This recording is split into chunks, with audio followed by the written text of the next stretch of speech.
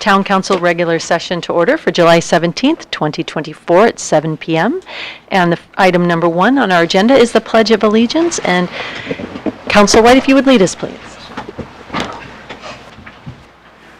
I pledge allegiance to the flag of the United States of America and to the republic for which it stands, one nation, under God, indivisible, with liberty and justice for all. Thank you, Councilor White. Okay. Item 2, roll call. All councilors are present and accounted for, so welcome everyone. And item 3 is public forum. This is the opportunity for speakers of the town to be heard. Is there anyone from the community who wishes to speak this evening? Please go ahead and come forward. You have to do it with the mic. And you need to state your name and address.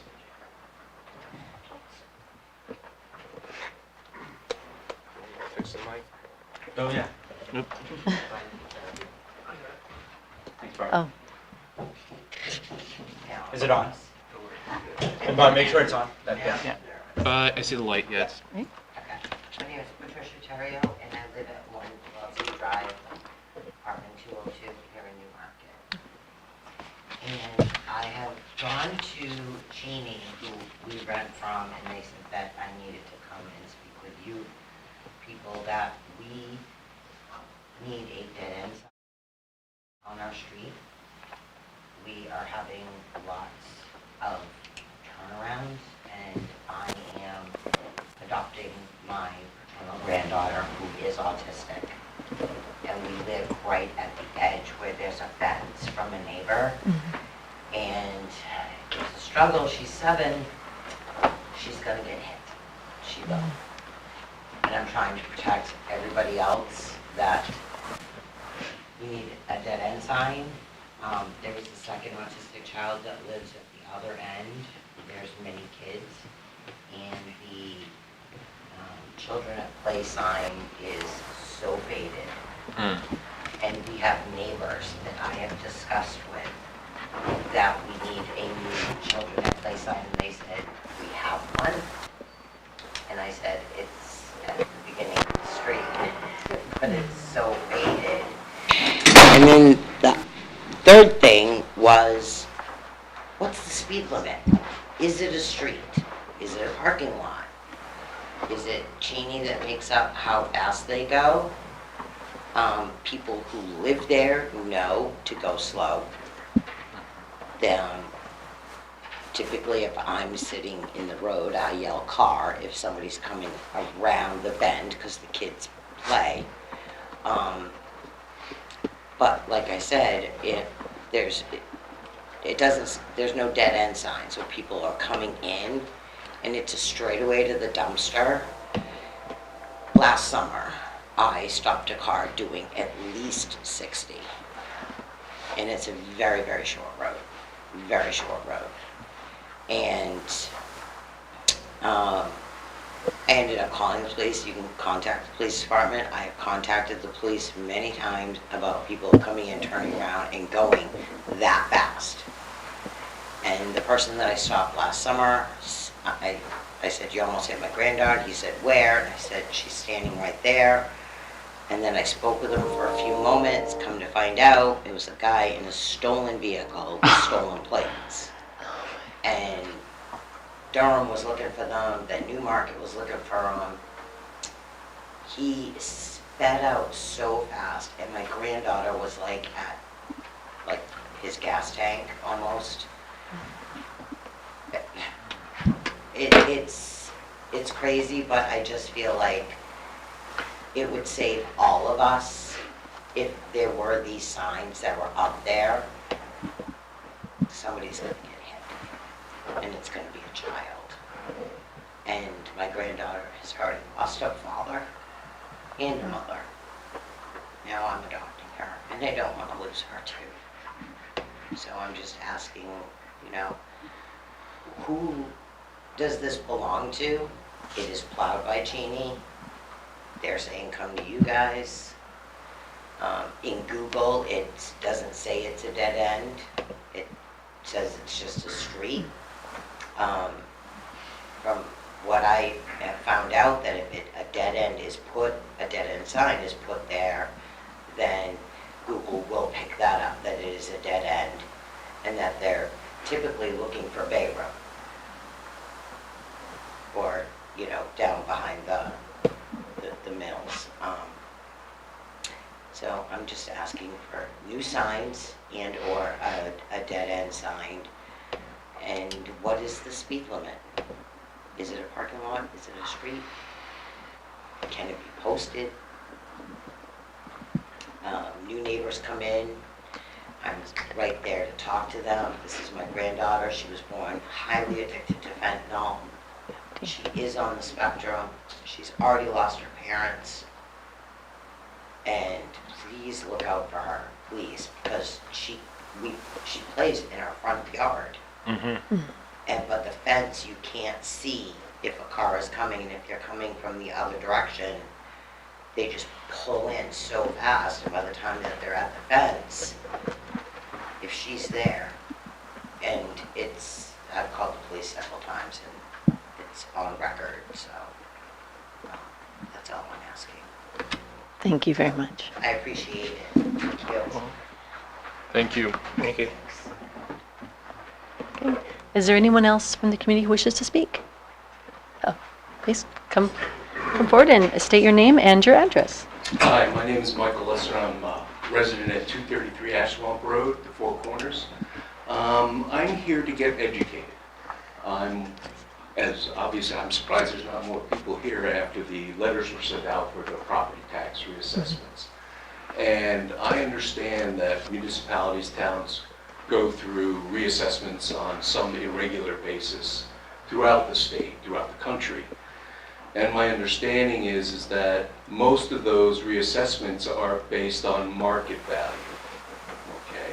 Which I think is insane, because we are just still coming out of an economic downturn since COVID.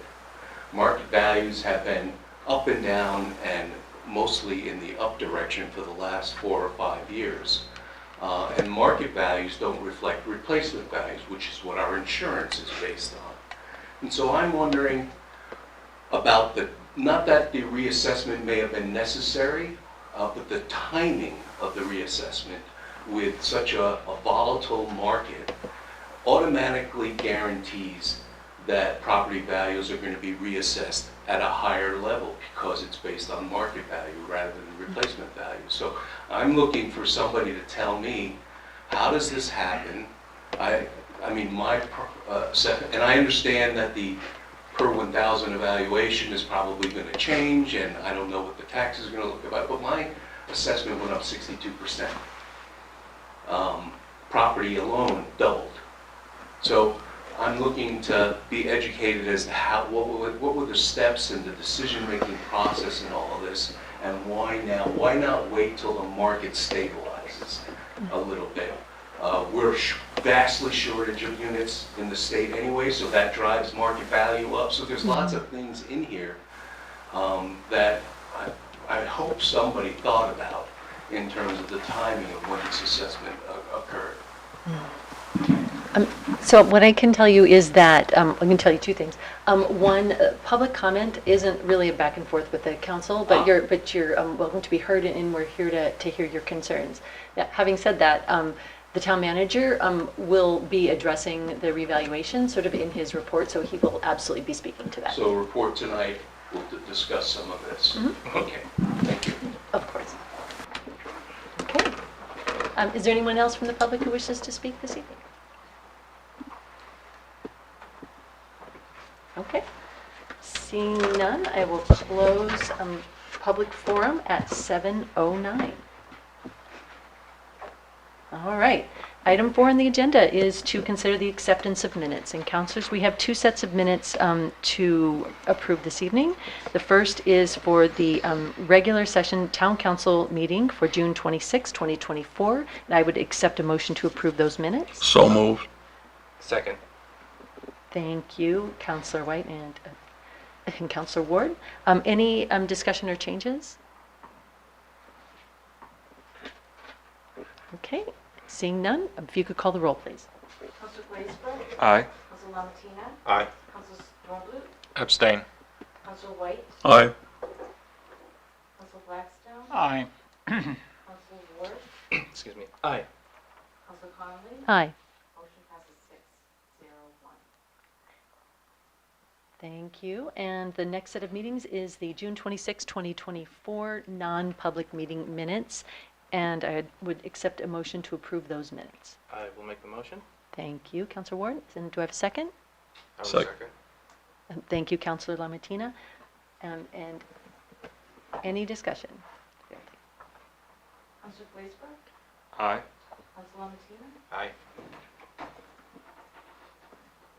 Council Norblute, Abstain. Council White, Aye. Council Blackstone, Aye. Council Ward, Aye. Council Conley. Aye. Motion passes 6-0-1. Thank you.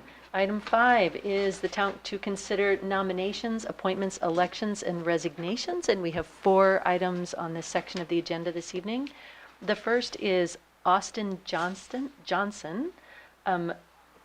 to the Public Transportation Advisory Committee with the term expiring in April 2027. And I would accept a motion to approve this nomination. I move to accept Austin Johnson's application to the Public Transportation Advisory Committee. Thank you. Do I have a second? I will second. Excellent. Does Mr. Johnson happen to be here? Excellent. You don't have to speak, but if you'd like to come up and tell us anything about why you've applied to be on the committee, that would be delightful.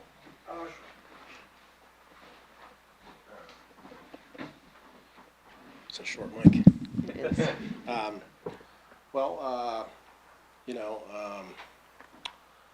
Let's see, I love Newmarket. I've been here about a year. It's a really great town, very walkable. But I think if it could be improved, I'm here to help. So, if I can help at all, then I'm happy to do so. Thank you. Thank you very much, Mr. Johnson. Any discussion on Austin Johnson's application? Councilor Dornbluth. I had the pleasure of meeting with Austin at a little informal get-together to discuss, what this transportation committee might do, and was quite impressed with his commitment and energy. So I'm looking forward to working together on the committee with him. Excellent. Any other discussion? Excellent. Okay, seeing none, Wendy, if you can call the roll, please. Council Glazebrook, Aye. Council Lamatina, Aye. Council Dornblute, Aye. Council White, Aye. Council Blackstone, Aye. Council Ward, Aye. Council Conley. Aye. Motion passes 7-0. Excellent. Welcome aboard, Austin. All right, second nomination is for Madeline Faust to the Public Transportation Advisory Committee with a term expiring April 2027, and I would accept a motion to approve that nomination.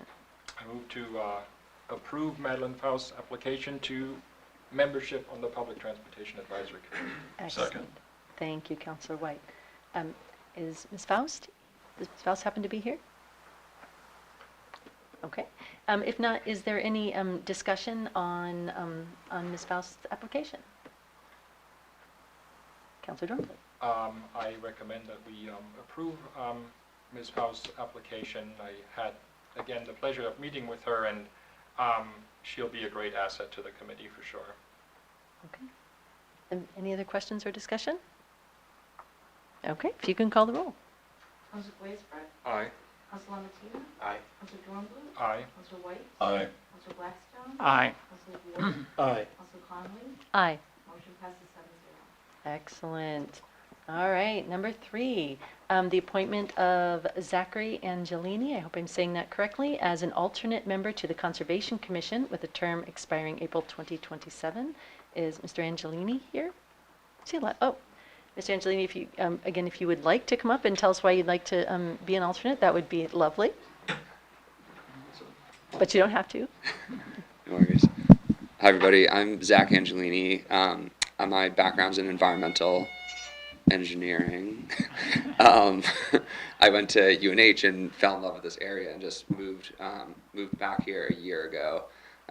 And so yeah, really, I work in the sustainability field now, and really excited about the opportunity to use kind of my experience to give back to the town. I think Newmarket has so many great natural places, and they have a lot of value. So excited to help protect them.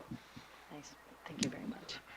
Okay. Is there any discussion on Zach's application?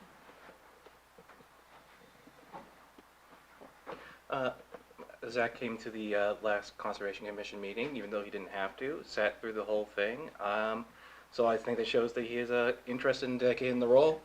I think he'll make a great addition. Thank you, Councilor Ward. Any other discussion? Oh, I should make a motion first. Thank you very much. Forgot about that. Sorry about that, Zach. At this time, I would accept a motion to approve Zach Angelini's application. So moved. And I will second. Thank you, Councilor White. Thank you, Councilor Ward. Oh, goodness, long day. Okay, is there any other discussion on Zach's application? Okay, if you would call the roll, please, Wendy. Thank you. Council Glazeberg, Aye. Council Lamatina, Aye. Council Dornblue, Aye. Council White, Aye. Council Blackstone, Aye. Council Ward, Aye. Council Conley. Aye. Motion passes 7-0. Okay. And the last, this is a resignation. This is Alex Rentimus' resignation from the Energy and Environment Committee. And at this time, I would accept a motion to approve that resignation with regret. I'd like to make a motion to accept with regret the resignation of Alex, who's a good member of the Energy and Environment Committee. And do I have a second? I will second. Okay. Are there any questions or discussion? Okay, seeing none, if you could call the roll. Council Glazeberg, Aye. Council Lamatina, Aye. Council Dornblue, Aye. Council White, Aye. Council Blackstone, Aye. Council Ward, Aye. Council Conley. Aye. Motion passes 7-0. Excellent. Thank you very much, everyone. And now we move to item 6 on the agenda this evening, and that is the report of the town manager. And so at this time, I will turn it over to you, town manager. Thank you, Madam Chair. Just to address first the item with the sign, Pulaski Drive, the town engineer and the public works director are both in the audience this evening, so I'll have them look at that as soon as possible. And if it is ours, we'll put up signs.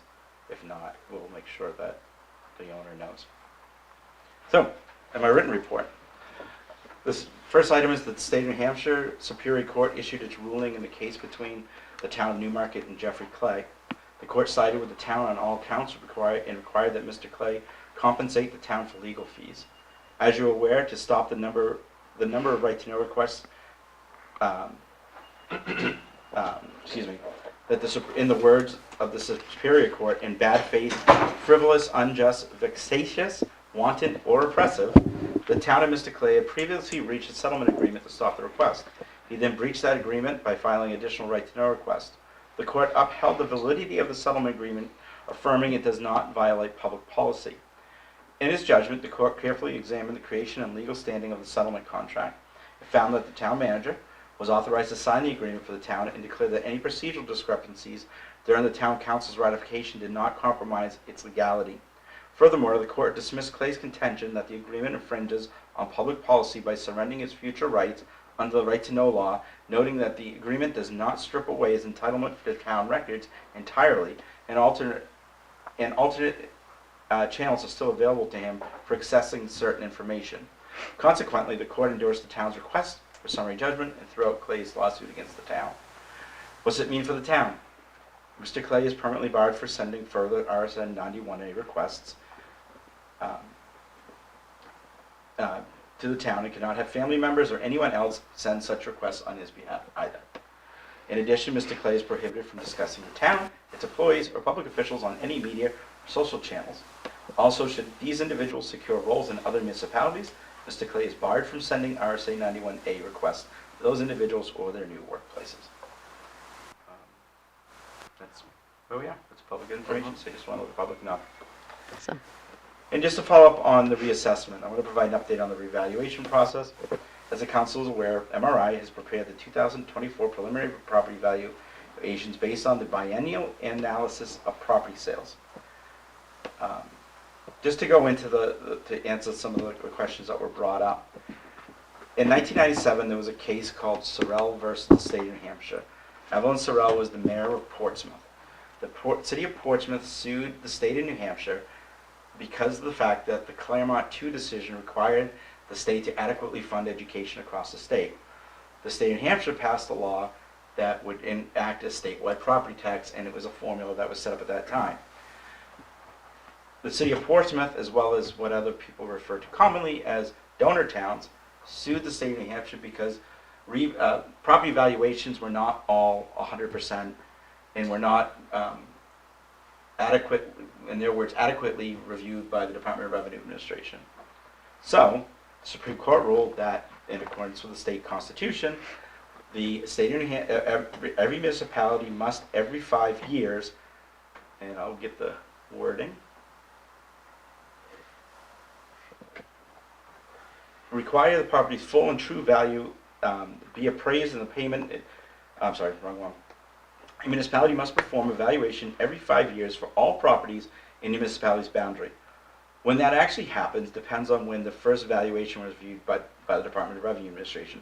So cyclically, this is our 5th year. And that's why we do our 5-year cyclical revaluations. In the old days, what most municipalities would do is every 5 years just do a complete reval, which you'd actually have a bigger discrepancy between the two values. What we do is cyclical, so we update the values a little bit every year, and then in the 5th year we do the statistical update that brings everything up to market value. And that is what we determine, it's market value, it's not replacement value. State law requires that the property be assessed at the amount a typical well-informed purchaser would be willing to pay for a property. State law requires us to do it at this level. So that's where we get our authority to tax at that level. Property owners, as we mentioned, should have received notifications the first week of July. Valuation records can be examined by Town Hall, the library, or town website. Preliminary values and property specifics are also available online.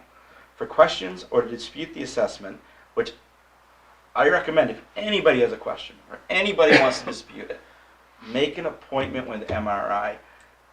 They will walk you through the process. They will tell you exactly what happened, why they got to where they are.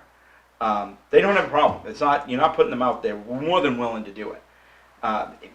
And guess what? They may find something that is wrong on it, because sometimes they can't get into every property, or you may have changed something, which you shouldn't have, without a permit, and the property value changes. So they will change it. Just so, and to bring this up too, because it's frustrating for us, we can't help you at Town Hall. We're not certified assessors. We don't get involved in setting the value because you want it to be neutral.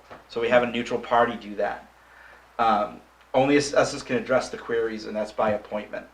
As of July 9th, there's been 112 appointments set up, equating to about 3% of the properties. Excluding 4, these are all residential. 80% have chosen an in-person appointment. Given the 69% rise in overall property assessment, expectations are nearly that 9% of the residents will seek informal reviews. So we're at 3 right now with 112. Most property owners are worried about the impact of the new assessment on their taxes. So I did want to show the council in the impact of the new values. And I did a spreadsheet, and I apologize to the public that I don't have that for everybody. But, so on the last tax rate, the median home property value was $385,000. The new median home property value is $616,000. So that is, and one of the things everybody says is, can you believe how much that house went for? Mm-hmm. That's what we go for. That's what it is. It's the market value, is what the market goes for. So in this situation, and I think one counselor might find these numbers familiar, the house was assessed at $319,100 originally. So the tax rate when originally set was going to be $29.49. So their total tax bill would have been $11,353.65. A breakdown of that, the county, they would have been paying $293.57. For the state education, and the confusing thing after I just went over that is that we have to raise a certain amount by the state. We do not send it to Concord and get the money back. It's just the amount we have to raise here. The tax rate, and the old one would have been $1.97 or $628.63 for the bill. The town would have been $6.79 for $2,166. The schools would have been $6,321. That's how much the school bills are. So now, if you go to the new value, so that new value went from $319,100 to $521,400. The tax rate went from $29.49 to our estimate, and this is on the high end, of $19.26 per thousand. So the bill would have been, so the average between the total bill on the average home was $11,353. The new average bill is $11,864. The difference is not only the market increase, but expenditures increase in the operating budget. So the operating budgets for both the school and the town did go up last year. So the tax rate would have gone up, and the expenditures on your bills would have gone up the same, about as well. So again, that $521,400 home, their tax bill now would be $10,042 over the $9,410 for a difference of $631 for the year. Again, the school was $6,449. The town was $2,752. The state education is $563. That one you saw a drop there, and county you saw a drop at $276 a year. So the $631.91 different, as I said, is not only due to the value change, but also changes in the budget. I did want to show this one, and another counselor may be familiar with. The median home value again was $85,000. The previous value for a manufactured home in the last time was $65,000. So it would have been, the tax bill would have been $1,857 with a tax rate of $29.49. As we mentioned at the last meeting, that was the market that went up the most significant. So the property value went from $63,000 to $129,600. So a significant update. That bill went from $1,857 to $2,496. The difference is $638.23. It's a similar increase for a manufactured home, but it is a 34% increase in their bill versus 7% increase in their family home. We put a form on the website so people can get an idea of what it's going to impact them. We don't, as I said, state law requires us to do it every 5 years and requires us to do it by market value. And again, I urge anybody who has questions to please make an appointment. You have till the 22nd with Municipal Resources, and they're more than willing to sit down with you, even if it's just to answer questions. And I was bringing this up anyways in my meeting. Hopefully more people would hear me preach it, as I have been, to set up those meetings and get the information. We will not have a final, this is an estimate of the tax rate. Really, we don't know all the figures until September when we get the revenues set by the state for state education, grants and meals tax that we receive.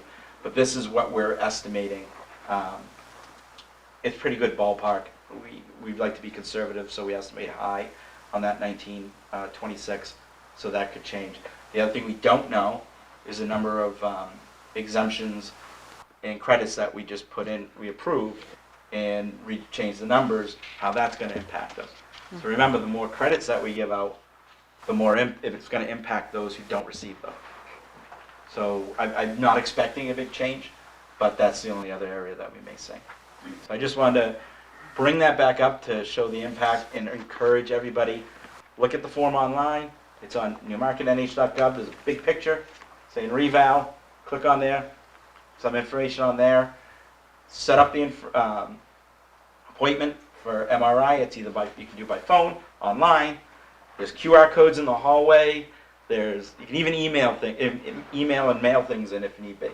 But I encourage everybody watching, if you've got questions, please make an appointment. That's all I have tonight, Madam Chair. Thank you very much. Any questions for the town manager? Councilor Lamontina. Could you just cover what percentage of the tax rate goes to the town, what percentage is Sure. to the school? Again, this is rough, Yes. very rough. I don't have the numbers in front of me. About 25% of the total your tax bill goes to the town. It's an odd situation because the town is the one who collects the money, but we're the ones who hear it the most because we're the ones who collect it, even though we don't get the most of the dollars. About 70% goes to the schools. That includes state education. It's the only way we fund education in the state of New Hampshire is through property taxes. That's where it goes. It's about 1% that goes to the county. So I know my math's a little off, but that's ballpark figures.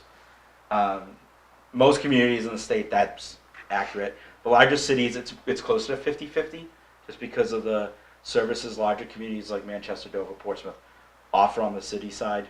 But most towns in the state are 25-74-1. So we're talking, our piece of the pie is the 25. Follow-up, Councilor Martina? I just want to make it clear that the majority of the tax is related to school and the fact that the state does not fund correctly the school systems. That's why your property taxes are so high. We are the only taxing of, besides your room and meals tax, which a percentage is supposed to come back to the cities and towns, but it's never been 100% funded in probably 30 years. There's supposed to be also revenue sharing that they cut out when the Great Recession of 2000s. Governor Lynch at the time stopped revenue sharing with the municipalities. We used to have many more ways to raise revenues before the 70s. The governor at the time, the legislature and the municipalities came to an agreement that we'll have revenue sharing. We'll just do the property tax. Everybody will be happy. Well, what happens over time? The state needs to make up their own budget, so they take our money, but don't give us other ways to raise it. So we are where we are. Thank you. Any other questions for the town manager? Okay. Okay, thank you very much. And any questions or comments on the department reports this evening? Oh, Councilor Blackstone. Yeah, I would just like to thank the police department. The police report was particularly depressing this month, and I assume this is maybe related to the temperature and, people are just losing it, I guess. And so we really appreciate that they're able to stand for us and resolve these issues and keep Newmarket a safe town. And just so you know, that is accurate. Heat does impact the police calls. Okay. Any other discussion on the department reports? Going once. I just had a couple of things. Thanks so much to the folks that are working on the sidewalk extensions, filling in those gaps. Much appreciated, folks. Thank you. I'd echo your appreciation for the police department, and particularly, as always, appreciate the focus on community policing and the continual wellness checks and the efforts on the part of the police department to continue to deepen relationships with the residents in the community. I think it's appreciated by everyone, and makes our town better. Hey, congrats on getting the rec sign up. Nicely done. And I can't remember where I was supposed to ask this, but I understand that the Heron Point Park was closed due to some vandalism. Can you speak a little bit to that? I had a request from the Director of Public Works and the police chief. We met yesterday that we had to lock the gate at Heron Point. There's been a number of vandalism situations, which when I say vandalism, it's cars driving through the gate. We installed an automatic gate there to stop people from going in there after dusk. It's worked. It works pretty well. Those people who decide to go around it or go in there and when their gate closes, instead of calling the police, drive through it. We've had a number of those cases this year. So at this point in time, we've had to lock it and encourage people to walk from Bay Road, hoping that will deter it for a while. We may try it again in the future. We've also installed cameras at this time. This notices that we will have cameras up there. We don't want to lock it. It's not something we want to do. But with the number of calls we've been getting from it, and we don't want, and understand that we have a right of way to get to, an easement to get to the lot. And we want to be good neighbors with the Heron Point Association, because in the past, they've requested us to lock it. So we want to be proactive at this time and lock it. People can still use it, they just can't drive into the area and not park on the road in front of it as well. It's because we don't own the road, it's a private road. So, but they do have the right to walk down there. And we didn't, like I said, we didn't want to do it, but we have to, there's too much vandalism at this point. Thank you, Town Manager. I just wanted to, express regret that that's happened and express appreciation, particularly for the Conservation Commission and the work that I know that they've done to make that that park just lovely. So thank you for that follow-up and context. Councilor Ward? Yeah. So people were going in, when then dusk would come, they come back, find the gate was closed, and they would drive through it. Really drive through the gate. Yeah. I mean, this is just the night, could we do something like a full, like a, I don't know, like a park closes in so many, do you think? The park's too big to do Yeah, that. I mean, And there's signs everywhere that say- I knew it was probably a bad idea when I said it. If you know it, it closes at dusk and you know it's getting late. In the words of the police chief, those who go in after and know it's then know they're not supposed to be there. That's the reason why they Yeah. drive through it instead of calling the police department Yeah. to ask to get out. Yeah. I guess the second thing I was going to ask is there a sign on the other side of the gate saying if you're locked in, please call the police? Rick, I'm looking at you to shake your head, yes or no. What it does, if you pull up to it, Mhm. it opens. Oh, okay. So So it opens to let you out. But some people, it's not a fast process. So they just go.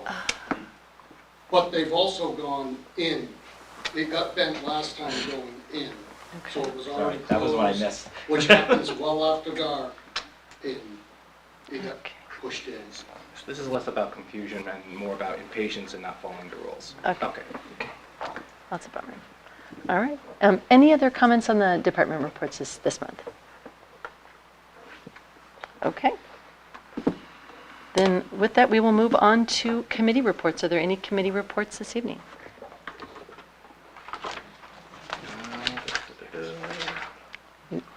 Councilor Ward. Yes. On the 11th, the Conservation Commission met, where we, let's see, Katri Hillman presented on the Great Bay Changemaker Program. She is a coordinator, and their goal is to train people in the Great Bay to become water champions. And they're going to be hosting a session in Epping on September 19th from 5 to 7. And I can't remember when there's going to be a second one in Newmarket, but I cannot remember the date. Ellen, do you? October 3rd. There will be one here, also from 5 to 7:30. So please come to that. Let's see. Stafford Regional Commission is doing its final edits on the open space chapter. They don't expect much change, but this is, going through, dotting the I's, crossing the T's. Yeah, that was the main thing. And also we met Mr. Angelini, who came to sit in for our Conservation Commission to see, and because of his interest. So we're very happy that you're now on the board. Okay. Any other committee reports this evening?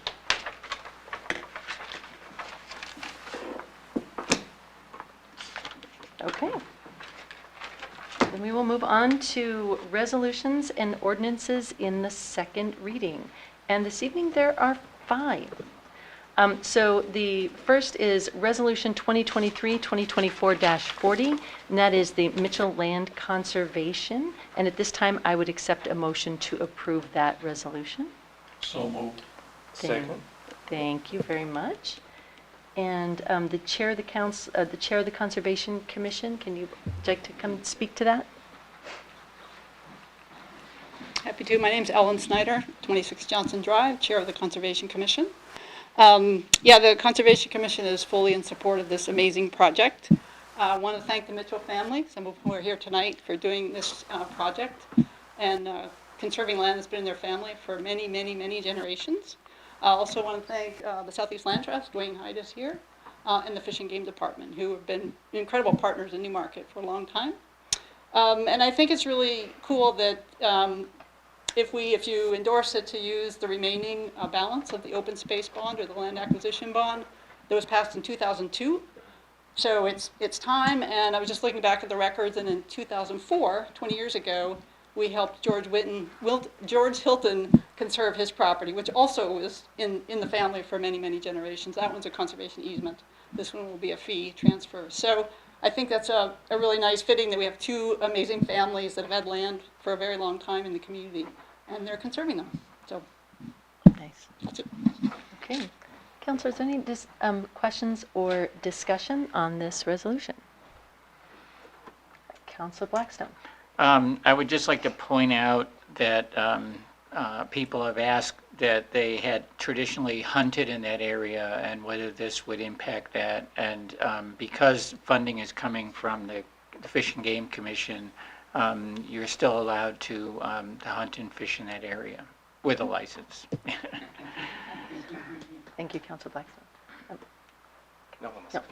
And any other questions or discussion on this?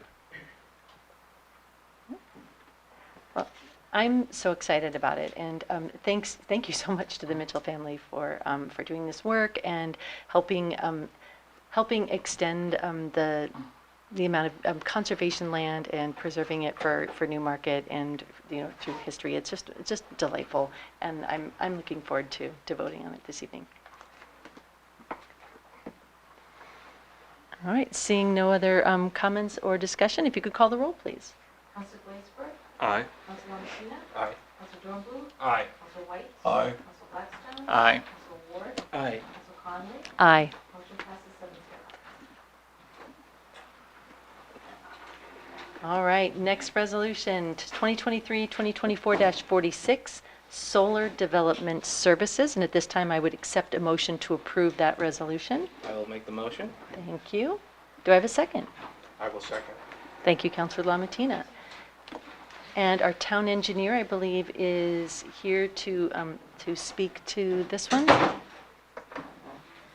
Give us the recap. Yeah, brief recap.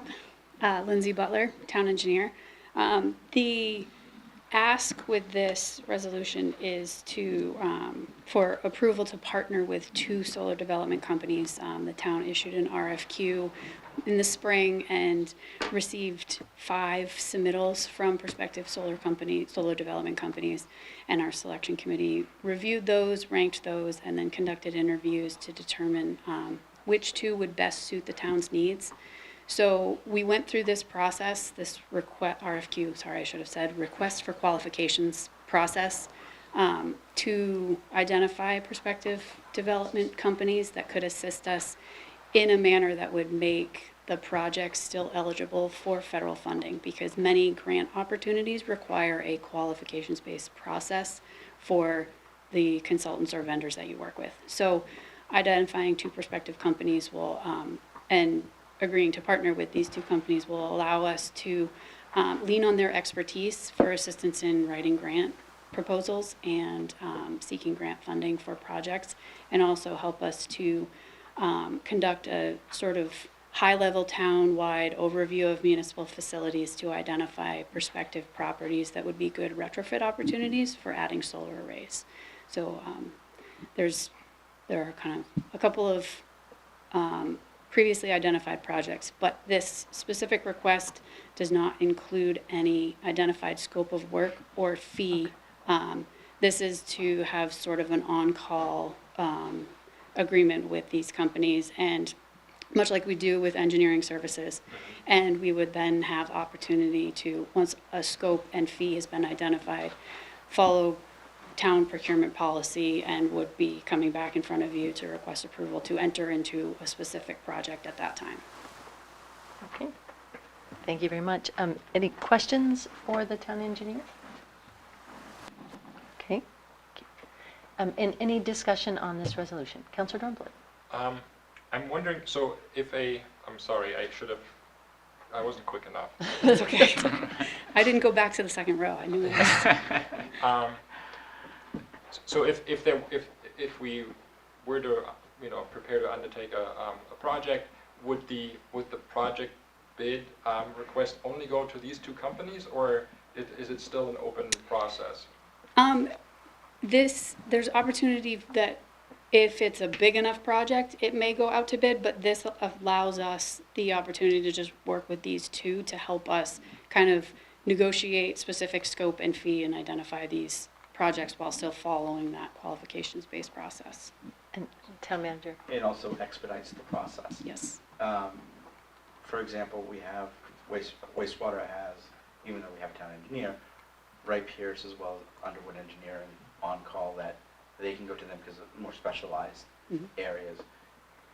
Even though we have an agreement with Donahue Tucker and Chandela for legal, for a while we actually had to go to other attorneys because of that we assigned agreement with because of environmental law that they're not experts on. So we've done it in the past. It expedites the process instead of having to go out to bid for every project.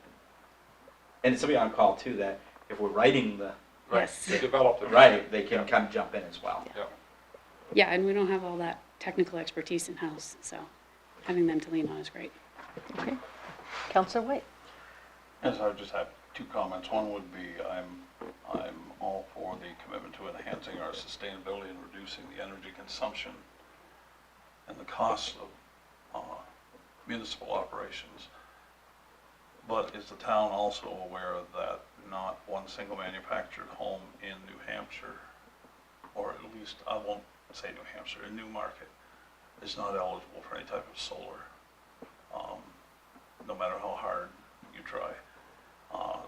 Been told by more than one company that they are not, it's not feasible for a mobile home, let alone a mobile home in a park, because then it becomes where's everything go. So I'm for committing to enhancing our sustainability and reducing energy consumption, but I guess what I'm trying to say is the people that could use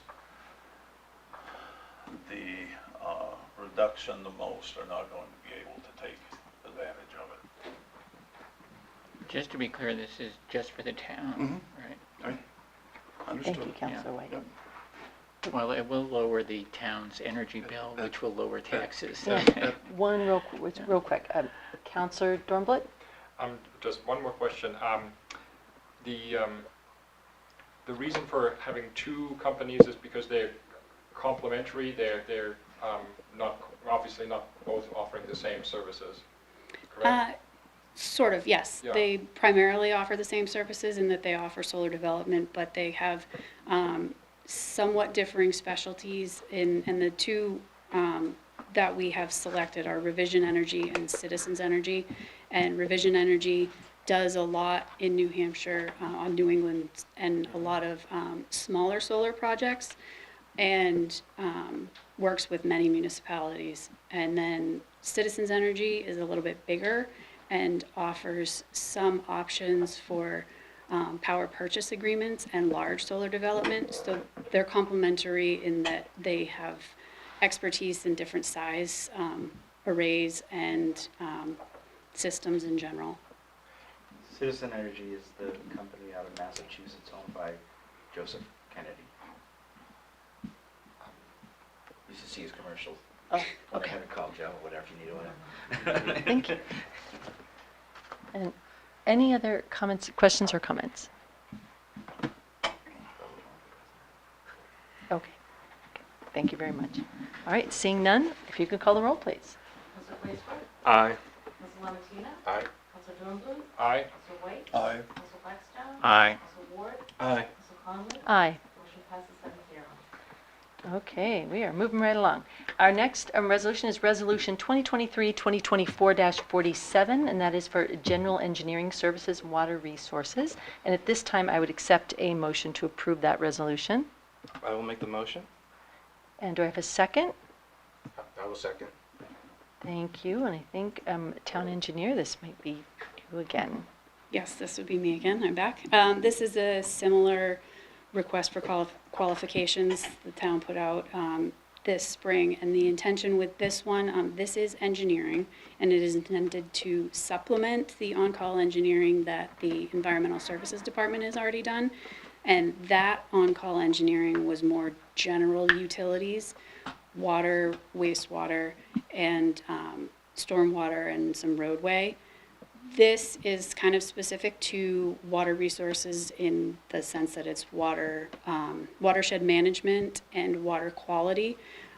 So the companies that were selected for this are VHB and Geosyntec, and the selection process was similar to the Solar Development Services. We had a selection committee, and the Director of Environmental Services was also heavily involved in this as well, because there's a lot of NIPD's permit has nutrient control management requirements, and we have the Great Bay Nitrogen General Permit and MS4 permit, and specialized services are somewhat required for some of the nutrient loading calculations and projections. And additionally, timing with this one, the town received a loan with principal forgiveness for a stormwater planning project in Moonlight Brook, specifically a stormwater investigation into pollutant sources within Moonlight Brook. And that loan with principal forgiveness requires a qualifications-based process for engineering services that are specific to water resources management. So it was that was kind of the catalyst for this, and this allows us to expand our general engineering services to cover some of those areas of the field. So that's the purpose for this one. Thank you very much. First, any questions for the town engineer? Giving you plenty of time, Councilor Jones. Sounds good. Okay. Okay, if none, any discussion on this resolution? Okay, seeing none, if you can call the roll, please. Council Blaisdell. Aye. Council Lamatina. Aye. Council Dornbluth. Aye. Council White. Aye. Council Blackstone. Aye. Council Ward. Aye. Council Conley. Aye. Motion passes 7-0. Okay, and our fourth resolution is Resolution 2023-2024-48, Letter of Support for Grant Proposal Ash Swamp Road Culvert Replacement. And at this time, I would accept a motion to approve this resolution. So moved. I'll second. Thank you, Councilor White. Thank you, Councilor Ward. And are you back up? Town engineer? Good thing you sat in the front row. Me again. Okay. So the purpose of this resolution is to request approval to provide a letter of support and commitment for a non-federal match in pursuit of a grant, federal grant funding from the America the Beautiful program. New Hampshire Fish and Game Department is pursuing a grant for a fairly large-scale project that is targeted to habitat connectivity and wildlife restoration.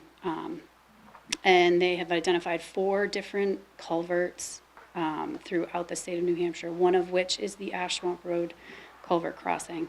And they have asked us to participate in this grant proposal, so they have that larger project, and this is one piece of that larger project. And we found out about this spring, so we're trying to move quickly to be able to participate in the grant proposal in pursuit of this grant funding opportunity so that we can get that infrastructure replaced.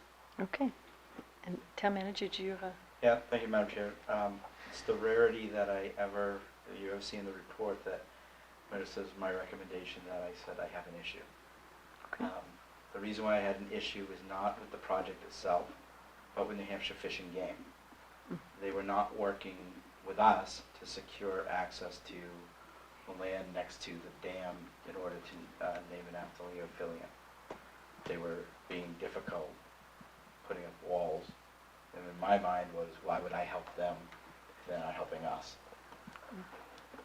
In the meantime, of course, that set off alarms in the Director of Fish and Game's office, and I've been in contact with the Director's office to try to work out something for that. So I have no issue with the moving forward with this.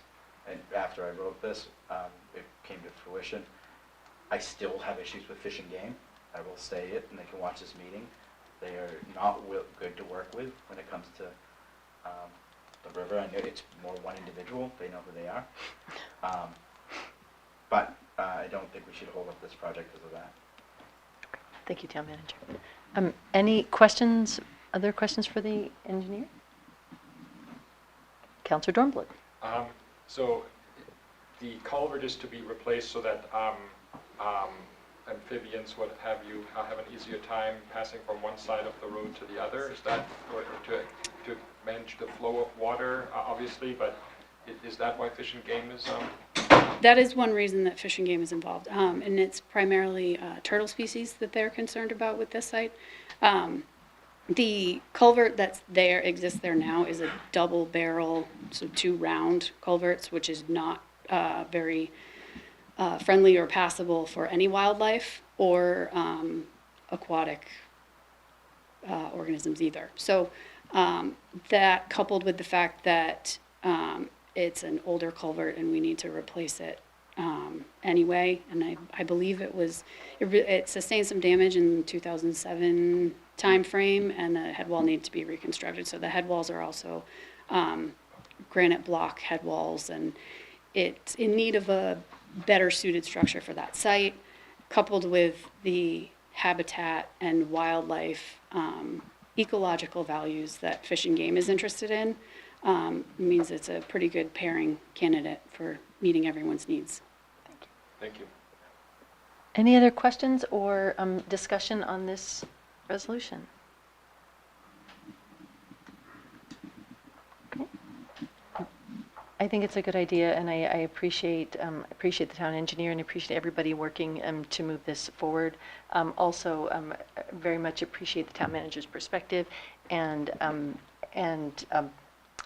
know that the state and town relationships can be tricky, so even at the best of times, and just really appreciate both your perspective and flexibility and willingness to continue wanting to move that forward.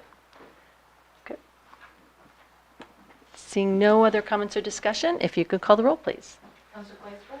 Aye. Councillor Lamatina? Aye. Councillor Dornbluth? Aye. Councillor White? Aye. Councillor Whitestone? Aye. Councillor Ward? Aye. Councillor Connolly? Aye. Motion passes 7-0. Excellent. And our last resolution this evening is in the second reading, is Resolution 2023-2024-49, the Plan New Hampshire Charrette Services. And at this time, I would accept a motion to approve this resolution. So moved. I will second. Thank you, Councillor Dornbluth and Councillor Ward. And at this time, I would invite the Community Development Director to come up and say a few words. Good evening, council members. Barbara Dunner, Plan and Community Development. I'm here to talk about the Planned New Hampshire Design Charrette. So the purpose for this is to request money from the Capital Reserve Fund to fund this. The nexus between the Capital Reserve Fund and this project is the documents coming from this charrette, which is a 2-day event, will help us develop the Downtown Riverfront Master Plan chapter. Excuse me. So I'm here to, they have a nominal fee of $6,500, and that brings in a bunch of services, expertise that's worth a lot more than $6,500. So we get a really good value and a community opportunity to plan for the future for the Downtown Riverfront. So if you have any questions, happy to answer. Excellent. Are there any questions for the Community Development Director? Councillor Lamatina. I just have a comment to make, not really a question. Okay. So I've been on the Riverfront Advisory Committee for coming up on 3 years now, and we've been talking about, what can we do with the riverfront, how do we get the community involved, doing a living shoreline. Finally, it looks like we're finally getting something done. I would ask the council to approve this. Okay. This the information that we get from this is going to be very helpful to the riverfront community in guiding us and actually getting something done. Okay.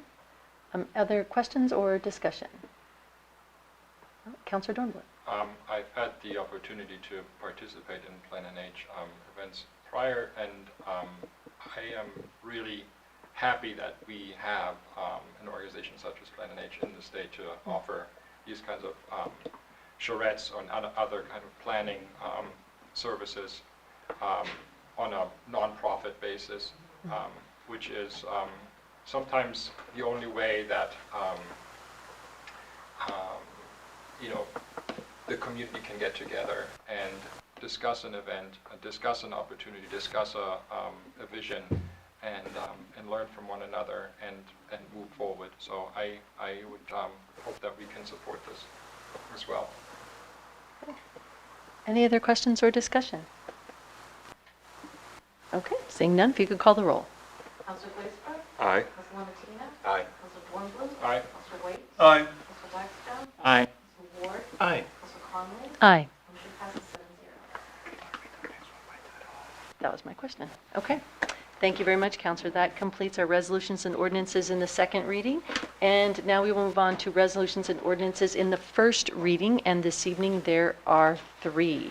The first of which will be read in name by title only. And it is Resolution 2024-2025-1 relating to the town's investment policy. The next resolution in the first reading is Resolution 2024-2025-2, acceptance of Brialia Circle and Kilty Drive as town roads. Whereas the Piscassic River Village development, including Brialia Circle and Kilty Drive, was completed in 2002, and whereas town staff conducted a final inspection in 2002, and it was determined at that time that the road met town standards and specifications for road acceptance, and whereas for some unknown reason, acceptance of Brialia Circle and Kilty Drive as town roads was not formalized in 2002, however, town staff have been maintaining these roads as town roads for 20 plus years, now therefore be it resolved by the Newmarket Town Council that Brialia Circle and Kilty Drive be accepted as town roads and authorize the town manager to record the warranty deed for the roadways at the Rockingham County Registry of Deed, sponsored by Chair Conley by request, first reading, July 17th, 2024. For some unknown reason. All right, and our last ordinance in the first reading this evening is Resolution 2024-2025-3, adopting the use of the Dominion ImageCast Precinct electronic ballot counting device.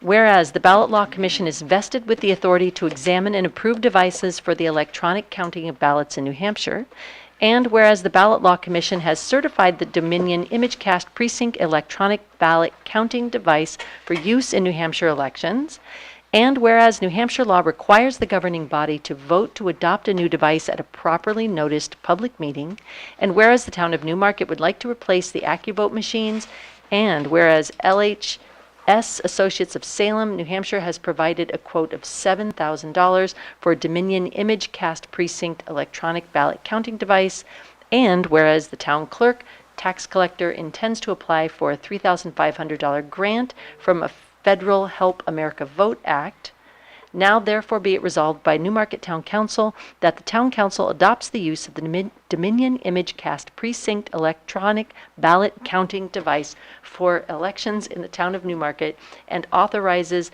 the town manager to enter into any necessary agreements with LHS Associates of Salem, and let it further be resolved that the Town Council encourages the town clerk, tax collector to apply for any grants to offset the costs and for the town manager to accept the grants per the town charter. Sponsored by Chair Conley by request. First reading, July 17th, 2024.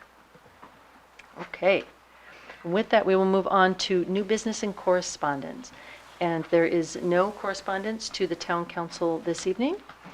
And so at this time, I would open things up for closing comments by town councilors. Are there any closing comments this evening? Oh, Councilor Ward? A lot of action today. Councilor Ward. I just wanted, just because someone had brought it up about not doing waste pickup, I did want to point out the hazardous waste collection day. It was in the department reports.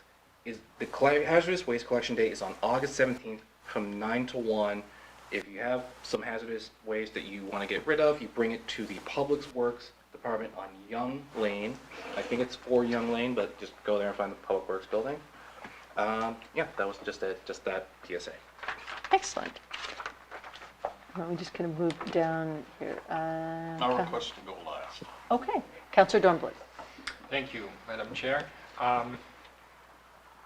The town has received applications to, as you know, to become members, from individuals to become members of the Public Transportation Advisory Committee, including an application from Mike Hoffman, known to many of us, who is not a town resident, but a town business owner. The resolution that we passed authorizing the creation of the committee does not provide for membership by non-residents. And I am wondering if there is, a general feeling among the council that such a change should be made, could be made. There are other committees in town that include the ability of non-resident property owners to participate. So I'm just wondering how the council feels about that. Councilor Matia. Perhaps the town manager can speak to this, but I believe that he could be a non-voting member of the committee. He Town was manager. like on the Riverfront Advisory Committee for a long time. He was a non-voting member. He was a staff member on that Yeah, one. he was a staff at that time. Yeah, there's two ways to do it. You can either have non-voting, or all you have to do is put a Revise resolution in Yeah. revising to allow a non-ret, that just doesn't say resident, and he'd be allowed to vote in that situation. It's only advisory, so it's not Right.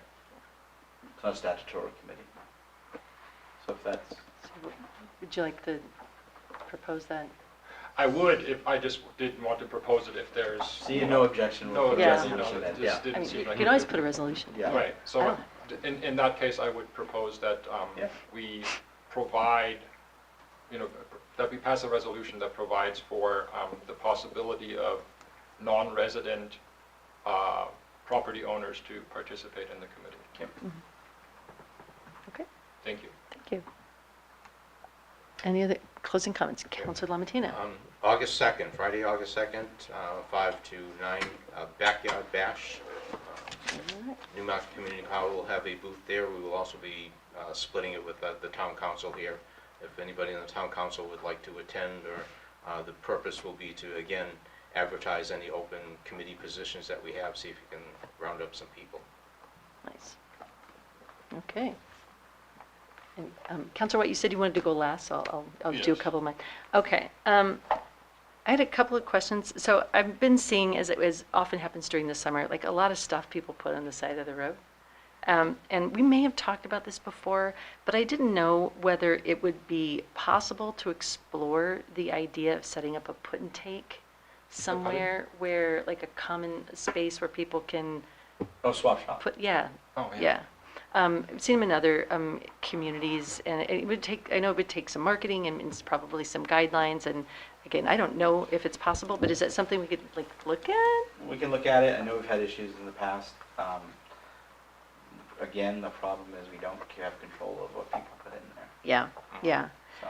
So I know, so it may be a little bit, sticky, but one of the things that I was Sorry. thinking about was, there's a lot of people put stuff out, and there's also, people that could maybe use it. Right. And it would be nice if everybody was, thinking to or going to or heading to the same place. I think it would make it easier for things to change hands, keep things out of the landfill as best we can, and help some people out. Just, Oh. if you look at the dump, right, where there's all the dumpsters, just to the right of where the dumpsters are, if you have something good, you put it there. There's always like a pile of stuff. And the dump guy will tell you that. And then people know that's where you go get it. Just as an example, Unofficial, of course. Unofficial. yeah. I put one of those plastic cars. I don't know if you know those big cars little kids ride around in.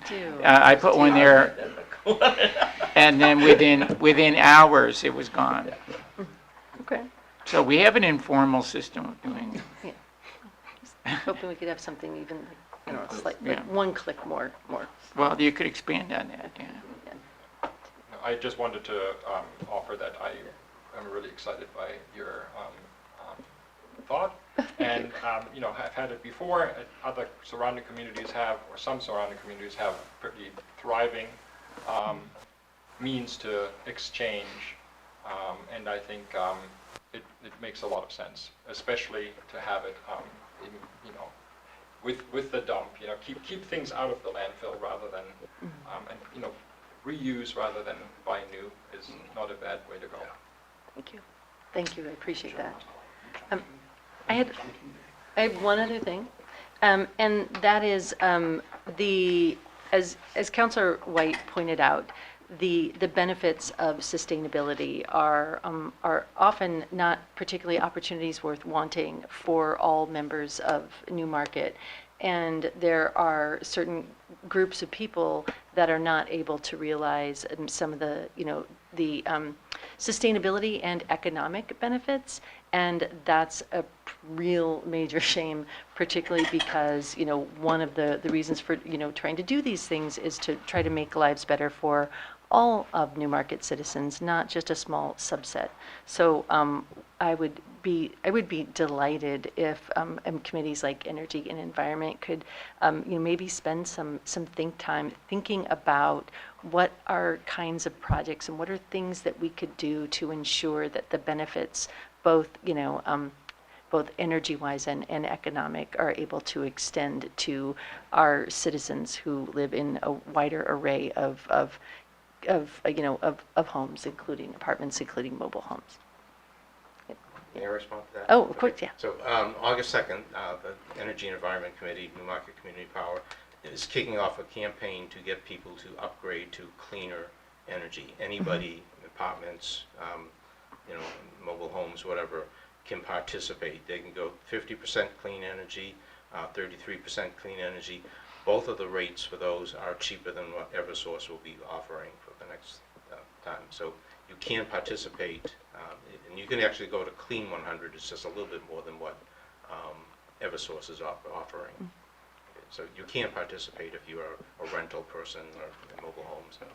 Thank you, Councilor LaMattina, and I appreciate having that notice. And I'm still amazed that even those are still cheaper than what the other company's offering at this time. I think what my particular interest is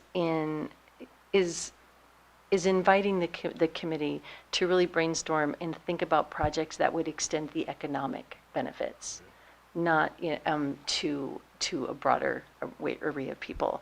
And I do not intend this in any way to be to be a criticism of the work that the Energy and Environment Committee has done, and I really hope that the council won't take it that way, because I've been absolutely just thrilled with all of the work that I've just been thrilled with all the work that the committee's undertaken, and I think that the work that you're doing is actively making Newmarket's lives better.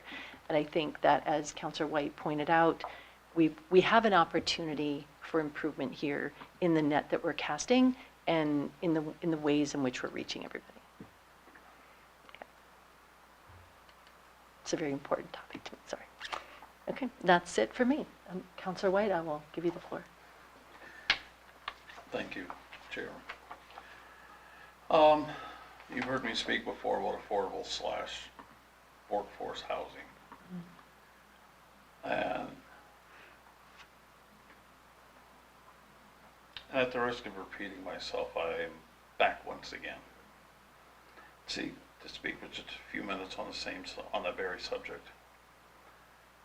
Can't continue to sit and pass ordinance after ordinance and cost increases after cost increase without feeling like I'm continually burying those low to moderate income people within our community that I swore to represent.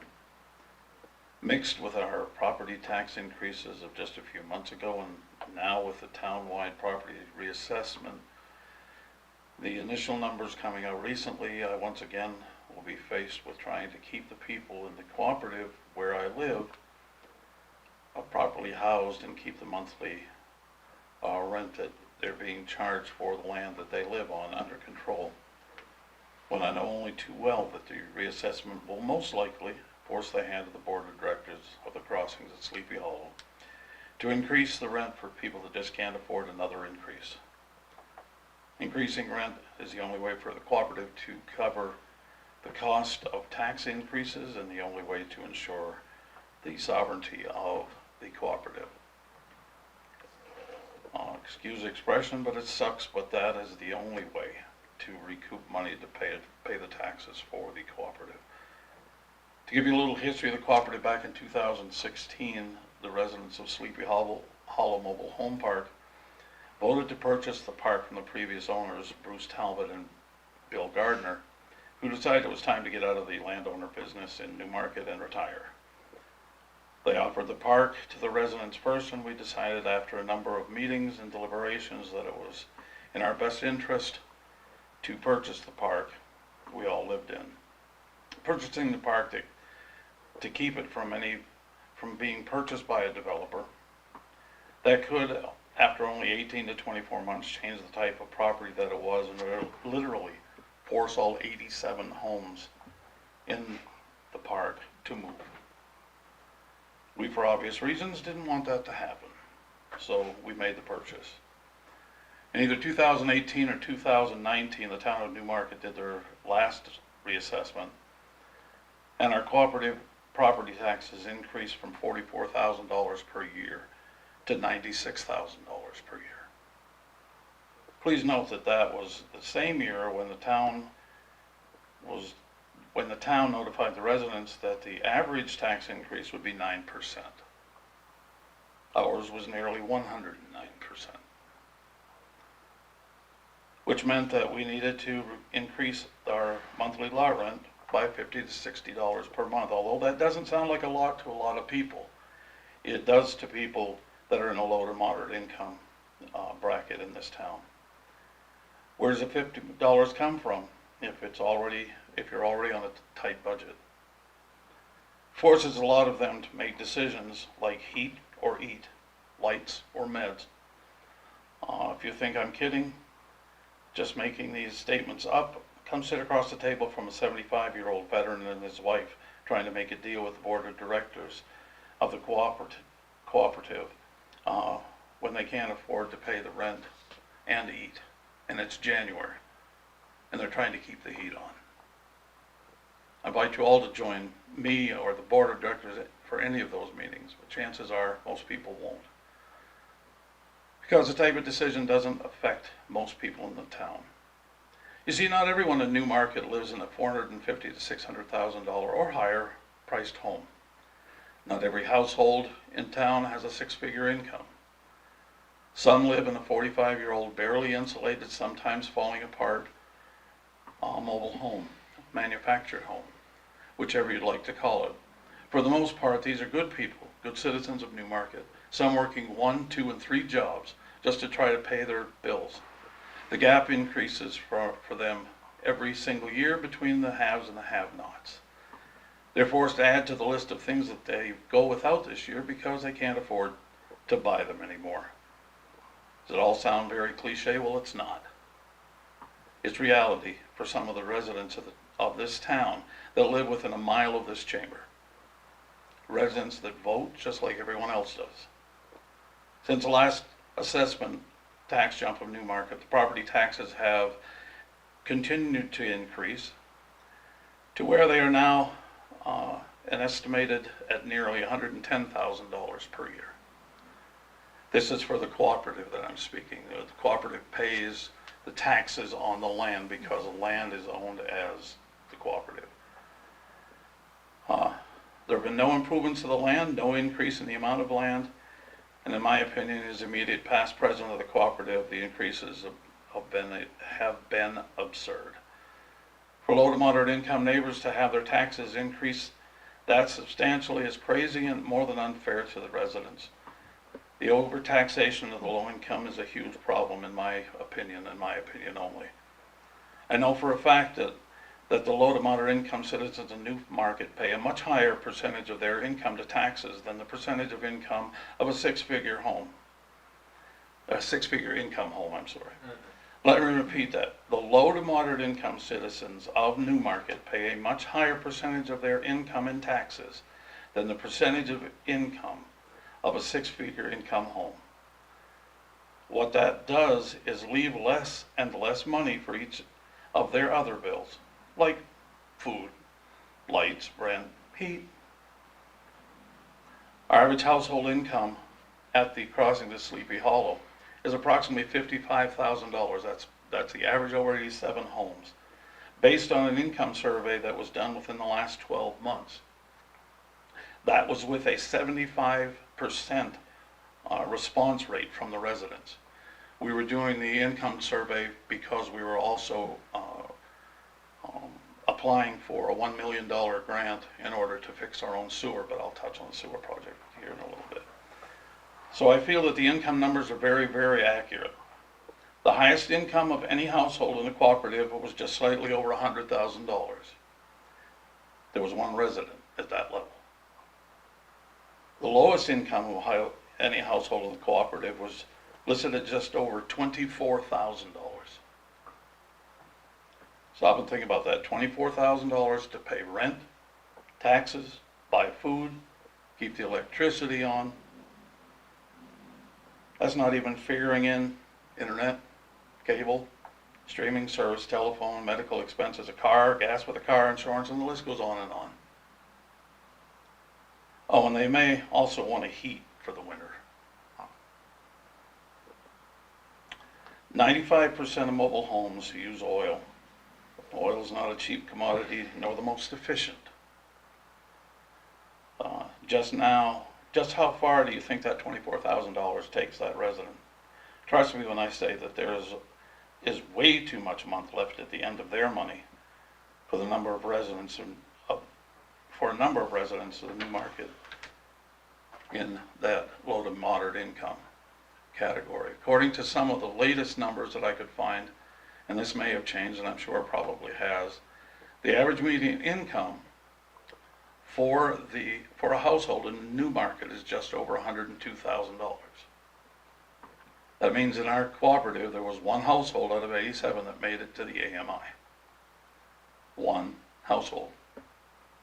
The other 86 fall short of that, and the average income per household is only 55% of what the Newmarket AMI is. We, the cooperative, are also being taxed as a business only and not as a residential housing area. One of the reasons being, I'm quite sure, is because we are a cooperative and there are no precedents to base being taxed any other way currently on the books.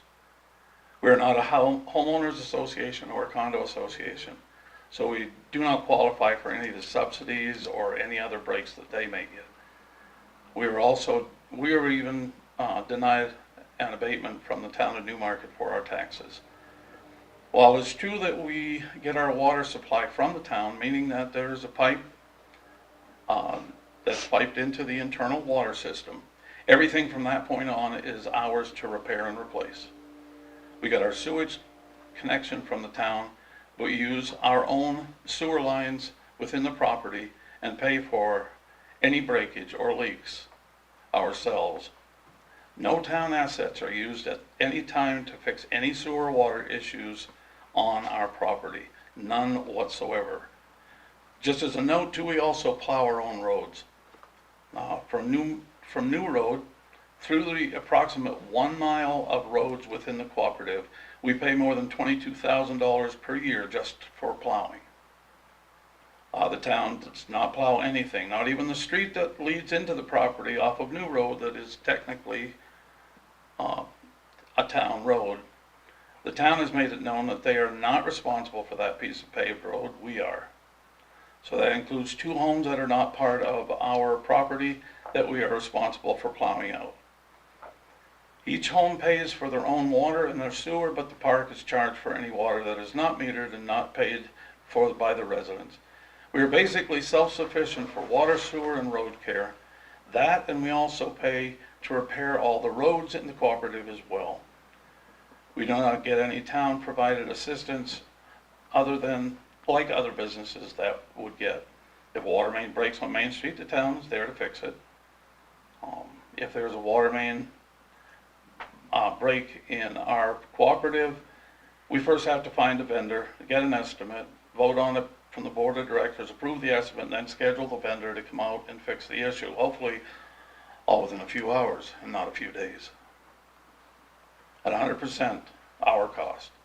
But as stated before, that when we applied for a tax abatement, we were denied by the town and the court system because we could not justify the need. We were told that all residents would benefit from the abatement, including those that earned the highest amounts in the park, who the town and the courts, I might add, deemed shouldn't be recipients of such a tax break. The town and the courts saw that as unfair and unnecessary, so they denied the abatement. Out of 37-page abatement application was money we spent for nothing. As I stated before, our median income is $55,000 for the park. It doesn't take a rocket scientist to see that the future of the residents of the crossings of Sleepy Hollow are hanging in the balance, waiting for the other shoe to drop and for the taxes to increase again, which will force some of them out of their homes. If you don't believe me, come watch. Crossings in Sleepy Hollow is the least expensive place to live in Newmarket, and I would dare say probably one of the least expensive places to live in the seacoast. If any of the residents were forced out of their home, you tell me, where do they go? Any type of subsidized housing has a very long waiting list, and my biggest fear is that people will be forced to live in their own vehicles if they're fortunate enough to have one. Our in-town restaurants, convenience stores, coffee shops will be forced to cut back on hours, could be forced to cut back on hours or close, as their dishwashers, cooks, waitstaff, cashiers would no longer be able to afford to live in the town. And for the very little amount of wages that they are getting, driving 20 to 25 miles to work in a day, every day, is not economically feasible, nor does it make any common sense. Especially if that car is now also their home. I am now and always will be an advocate for the low to moderate income of this town because I am also in that same category of income. As of 2 weeks ago, I became unemployed and looking for a job. I'm 66 and have a fair amount of money to put away in retirement, but nowhere near enough to make it last. So what do? I'm only earning between $40,000 to $50,000 a year when working, and will probably not earn any more than that if I am able to find another job. At 66, it is very hard to get yourself in front of anyone to sit down for an interview, but there's no age discrimination in the workplace. Wink, wink. I'm 66, my wife is 72, and she is retired. I'd like to retire within the next few years, but feel that if I do, there will not be enough money to sustain even a basic existence in Newmarket. I live in a 20-year-old mobile home, and as I shared with everyone before, everything has gone up as far as assessed value from $64,500 in the last assessment to $155,500 now for the same home that's now 5 years older. Within the last year, and because it's in a park where it is rented land, it's very hard to insure a mobile home for home insurance because insurance companies get caught up in the word mobile. They believe that in the middle of the night I could take the house and drive off with it. When's the last time you saw a truck pulling a 14 wide by 65 foot long home, which is roughly over 900 square feet down the middle of Main Street in the middle of the night? Never. I do, however, qualify for and take the veterans exemption for my taxes, but not everyone in the park is a veteran. Sometimes it is something I did have to apply for 3 times, not to be a jerk, but I applied 3 times because it was being the state mandate or whatever it is that dictates it was being misinterpreted by the town. And this was long before anyone that's currently here was here. So it has nothing to do with anyone currently employed by the town. It wasn't until I got the governor's office involved it was all of a sudden the reading of the statute was right. So I guess my 14 years did mean something after all. I tell you all of this to tell you that if we continue to increase taxes and reassess the values of 20 to 40-year-old mobile homes at an assessed rate 127% over the last assessment, we as a governing body of the town will be forcing our own residents to move out of our town. That, my friends and fellow councilors, is a very sad commentary and a black eye on any town that sees only the bottom line as their bottom line. Come March of 25, I will in fact be running again for my position on the town council for the sole reason, if for nothing else, that if I don't represent the less fortunate people that are trying to make ends meet in Newmarket, who will? I'm not saying that none of the other councilors don't care and don't do the same, but I'm just saying because I'm in that group, I feel it my obligation, my duty to stand up for those people as well as the rest of the people of Newmarket. But every single voting member of the community deserves to have a voice, and I want to be that voice and continue to be heard. In closing, we can't and must not ignore those in our community that are less fortunate than some of you are. We cannot leave behind the low to moderate income households that populate this town and work in this town, that we meet in our restaurants and convenience stores and coffee shops. When will we as a community wake up to the fact that we cannot and should not ignore any member of this town? Having new up-to-date and modern state-of-the-art facilities is great, but at what cost to our fellow citizens? Upgrading the town hall and the police station is important, but so is affordable workforce housing for everyone, and reasonable taxation to those who earn far less than the median income in this town. I'm living in the middle of it, so I can make this opinion. Our taxes are out of control and something needs to be done, and soon. Affordable workforce housing is currently an oxymoron in the seacoast area of New Hampshire. What can we do to help out? Doing nothing doesn't seem to be a viable choice. Where do we start? I wish I knew. When do we start? As my mother used to tell me, there's no time like the present. And I hope no one's asking, why do we start? It's obvious. But don't do it for me. Do it for the people of Newmarket. Use the compassion and common sense that's a God-given ability of most people to help those around us that are less fortunate. And thank you for your time. I appreciate you letting me speak for this long. And that is all that I have. Thank you, Councilor White. Thank you.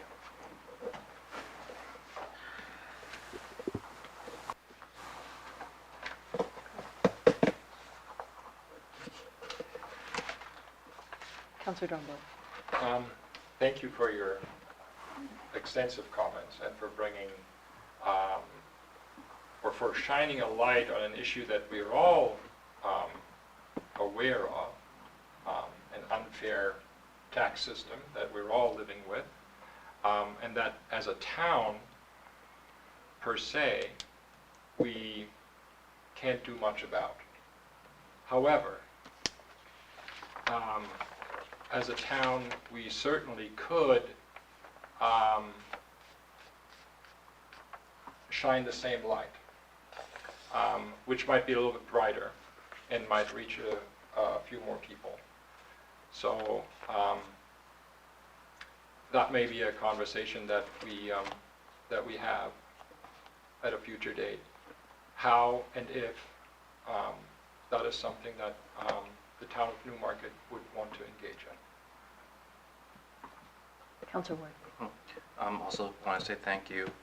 You did mention something about how the Crossing Sleeping Hall is classified as a business, not a residency, is that because the town itself hasn't got that designation, or the state doesn't have that designation? Basically, the state, there's no precedent in the state that addresses cooperatives as an entity.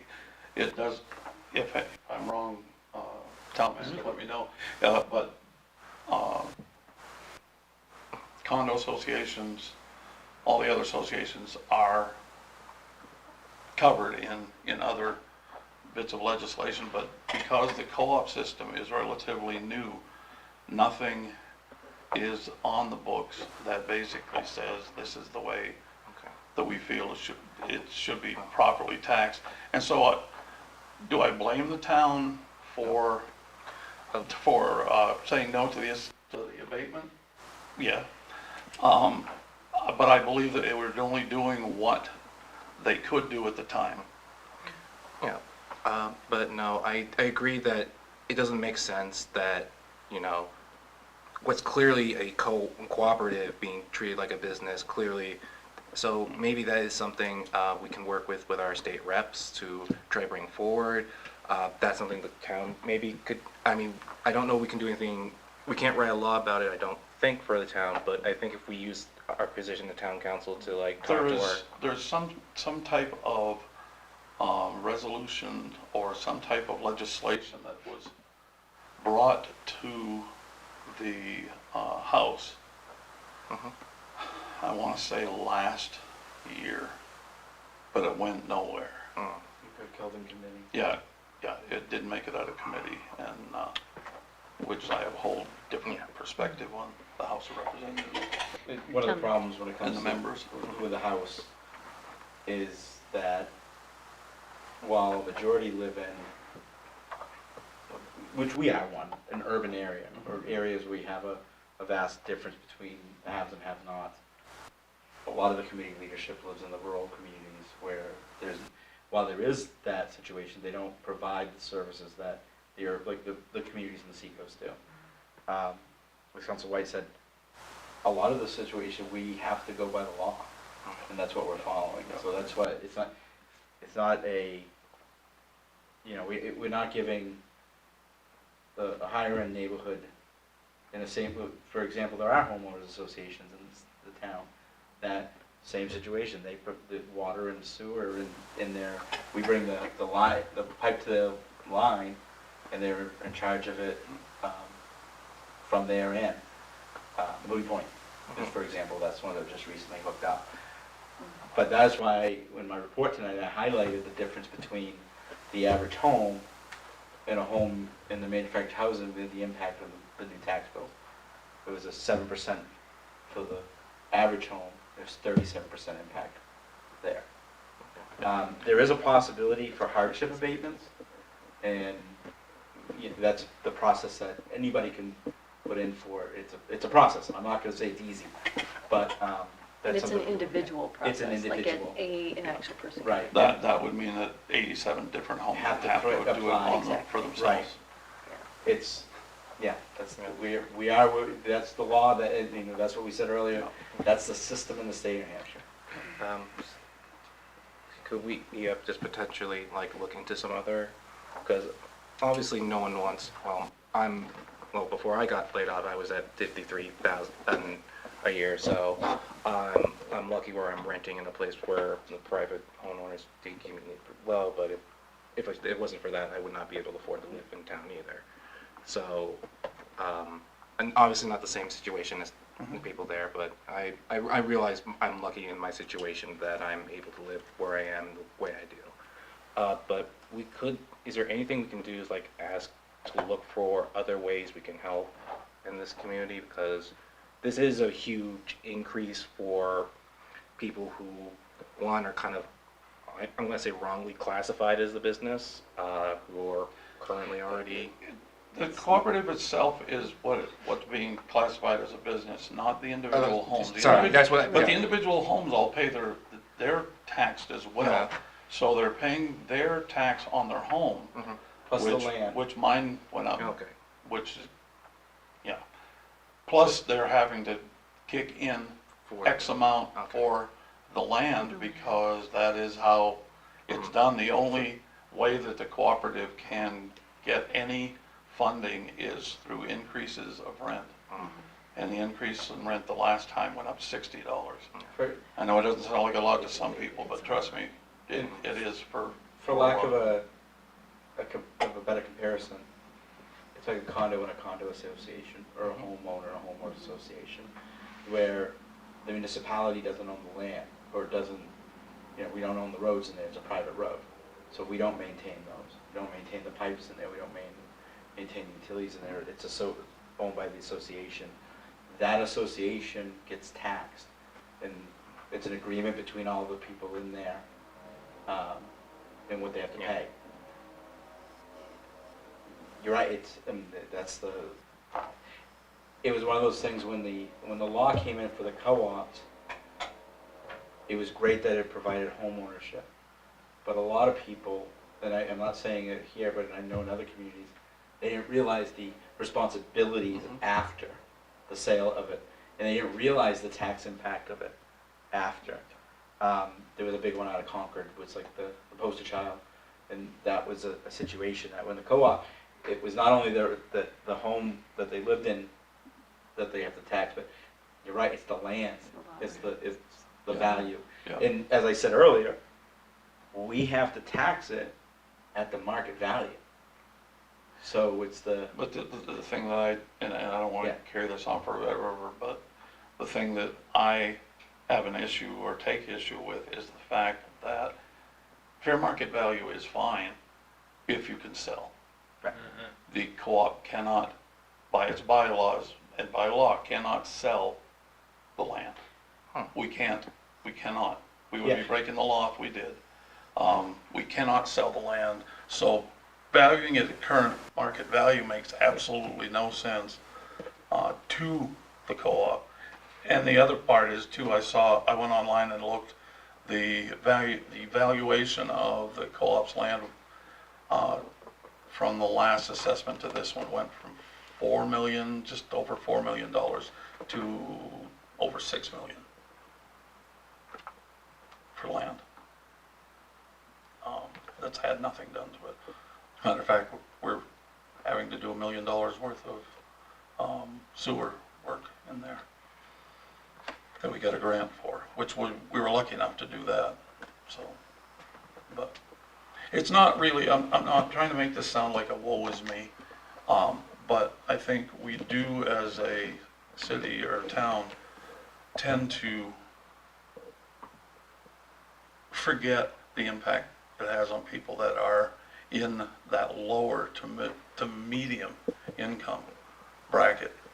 The increase in dollar amounts for, as the town manager put in his report, $618 I believe was for the for stick-built homes, and the $638 for manufactured homes. So the dollar amount's even more.